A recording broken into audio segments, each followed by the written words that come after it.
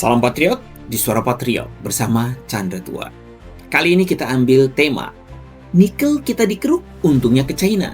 Sulawesi Tengah hanya kebagian kerusakan. Saudaraku sebangsa dan setanah air, jangan lupa like, subscribe, dan nyalakan lonceng notifikasi. Karena disinilah di Suara Patriot kita akan mencoba menyingkap wajah sesungguhnya dari permainan besar yang terjadi di negeri ini. Sebuah permainan di mana tanah kita dikeruk, alam kita dihancurkan, dan rakyat kita hanya menjadi penonton di tanah sendiri. Kita semua tahu, nikel adalah emas baru dunia, bahan utama baterai kendaraan listrik, simbol masa depan energi hijau. Namun pertanyaannya, mengapa negeri yang kaya nikel justru miskin hasilnya? Mengapa yang diambil dari bumi, Morowali, dan Banggai hanya meninggalkan debu, sementara keuntungan miliaran dolar justru mengalir ke luar negeri? Inilah ironi besar bangsa kita. Kita kaya sumber daya, tapi miskin kedaulatan. Kita berdaulat di peta, tapi tidak di pasar. Anggota DPD RI, Andika Mairizal Amir, menyoroti formula dana bagi hasil (DBH) sektor nikel yang sudah tidak relevan. Sulawesi Tengah menyumbang ekspor nikel senilai 570 triliun per tahun, namun hanya menerima sekitar 200 miliar DBH dari pusat. Itu artinya kurang dari 0,5%. Gubernur Sulawesi Tengah, Anwar Hafid, bahkan menyebut, negara kami hancur-hancuran, Pak. Tambang di mana-mana, lingkungan rusak. Sementara hasil yang kami terima sangat kecil. Hutan gundul, sungai tersumbat lumpur merah. Laut berubah warna karena limbah tambang. Nelayan Morowali kini lebih sering menambang lumpur daripada ikan. Laut kami penuh lumpur merah. Kami tak bisa lagi hidup dari laut, kata Yusuf, nelayan dari desa Futuvia.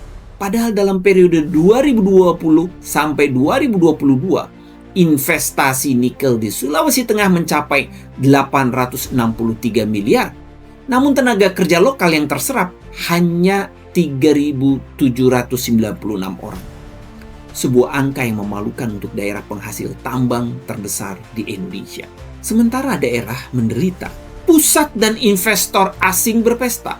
NPWP perusahaan smelter terdaftarnya di Jakarta, maka pajak besar mengalir ke pusat, dan pemerintah memberi tax holiday hingga 25 tahun bagi investor besar.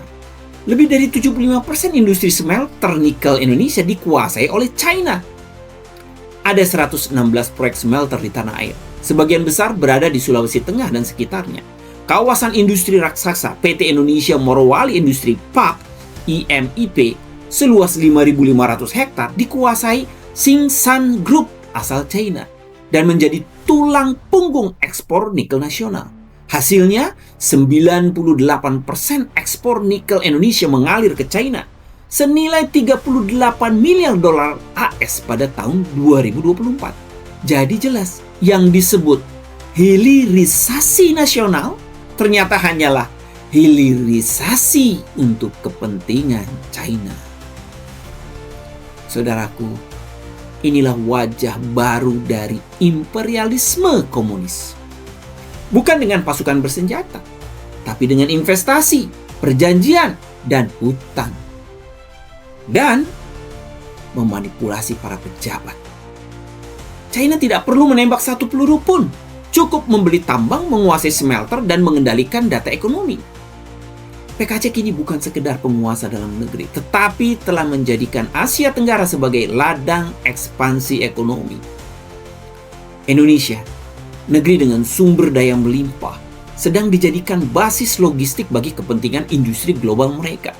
Di balik label proyek strategi nasional, terselip strategi global Beijing untuk mengamankan bahan baku baterai dunia. Dan kita hanya menyediakan tanah, tenaga murah, dan ruang diam. Saudaraku sebangsa dan setanah air, inilah saatnya kita bangun kesadaran baru. Kedaulatan ekonomi tidak bisa ditukar dengan investasi semu. Pemerintah pusat harus berani memperbaiki formula dana bagi hasil, memberi keadilan bagi daerah penghasil, dan memastikan rakyat tidak hanya menjadi penonton dari kemakmuran yang mereka lahirkan sendiri.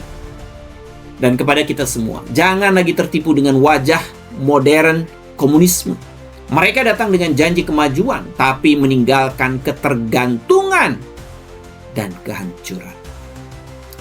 Saudaraku, bagikan video ini kepada para sahabat dan tulis komentarmu. Dan jadikan ini bahan renungan bagi para pemimpin negeri ini. Mengapa? Karena komunisme dalam bentuk apapun adalah jalan buntu. Dan kita bangsa Indonesia harus berdiri tegak, melindungi alam kita, rakyat kita, dan martabat bangsa dari tangan-tangan asing yang menyamar sebagai sahabat. Bersama kita jaga tanah air dari penjajahan ekonomi gaya baru. Karena kemerdekaan sejati bukan hanya di atas kertas, tetapi ketika rakyat berdaulat atas tanahnya sendiri. Suara Patriot untuk Indonesia berdaulat.